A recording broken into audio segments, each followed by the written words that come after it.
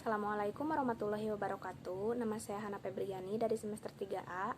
Di sini saya akan mereview jurnal tentang hukum pidana lanjutan yang berjudul Kajian tentang penerapan sanksi pidana terhadap pelaku yang melakukan perbuatan curang dalam bisnis dihubungkan dengan pasal 379A Kitab Undang-Undang Hukum Pidana yang ditulis oleh Bapak Dr. M. Rendi Aridayandi, SHMH. Owen menjelaskan bahwa bisnis ialah suatu perusahaan yang berkaitan dengan produksi dan distribusi barang untuk dijual kembali ke pasar atau memberikan harga dalam setiap barang maupun jasa. Membicarakan tentang kejahatan bisnis tentunya tidak terlepas kaitannya dengan suatu tindak pidana, yaitu suatu tindak pidana yang dikategorikan sebagai tindak pidana khusus di bidang bisnis.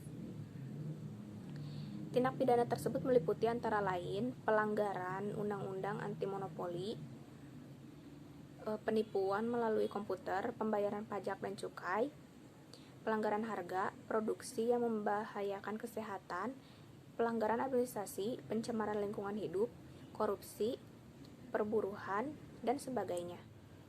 Aspek-aspek hukum dalam penerapan sanksi pidana terhadap pelaku usaha yang melakukan perbuatan curang dan bisnis menurut perspektif pasal 379 AKUHP bahwa bisnis merupakan salah satu aktivitas usaha yang utama dalam menunjang perkembangan ekonomi yang memiliki tujuan yang sama, yaitu mendapatkan keuntungan sebesar-besarnya. Guna mendapatkan keuntungan tersebut, korporasi akan melakukan segala macam cara yang lazimnya tidak memperhatikan moral atau etika. Karena berpandangan, 1. Bisnis merupakan kegiatan usaha yang di dalamnya penuh persaingan dan semua perilaku dari pihak-pihak yang bersaing tersebut ingin keluar sebagai pemenangnya. Yang kedua, bisnis adalah asosial. 3. Bisnis yang dicampur adukan dengan moral akan merugi dan tersingkir dengan sendirinya. Guna melindungi pengusaha dari perbuatan curang pelaku usaha lainnya, instrumen hukum pidana mengaturnya melalui pasal 379 AKUHP dengan pidana penjara paling lama 4 tahun terhadap siapapun yang menjadikan sebagai mata pencaharian atau kebiasaan untuk membeli benda-benda dengan maksud supaya tanpa dengan pembayaran seluruhnya, memastikan kekuasaannya terhadap benda-benda itu untuk diri sendiri maupun orang lain.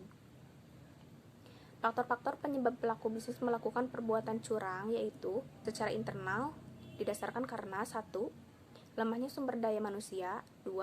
Sikap atau rasionalisasi untuk membenarkan tindakan. 3. Kurangnya kesadaran moral utilitarian atau moral yang berkaitan dengan kemaksimuman hal terbaik bagi orang sebanyak mungkin. 4. Menurutnya, formalisme etis atau moral yang berfokus pada maksud yang berkaitan dengan perilaku dan hak tertentu. Kelima, pandangan yang salah dalam menjalankan bisnis, di mana tujuan utama bisnis adalah mencari keuntungan semata, bukan kegiatan sosial. Secara eksternal, faktor penyebab atau alasan pelaku usaha melakukan perbuatan curang diantaranya 1. Ketentuan peraturan perundang-undangan yang belum memberikan perlindungan hukum secara maksimal terhadap pelaku bisnis yang dirugikan. 2. Lemahnya pemahaman penegak hukum berkaitan dengan kegiatan bisnis. 3. Persaingan usaha yang semakin ketat memacu pelaku bisnis untuk menang dalam persaingan melalui cara-cara yang bersifat curang dalam mengejar kepentingan ekonominya. 4. Kondisi ekonomi. Namun, tidak selamanya proses penegakan hukum terhadap pelaku bisnis yang curang dapat diwujudkan melalui penerapan pasal 379 AKUHP, meskipun unsur-unsur tindak pidananya telah terpenuhi seperti perbuatan itu dilakukan sebagai mata pencaharian atau kebiasaan.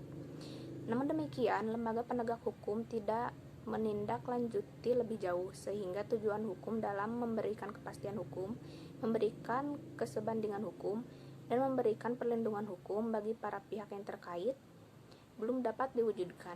Sekian yang dapat saya sampaikan. Wassalamualaikum warahmatullahi wabarakatuh.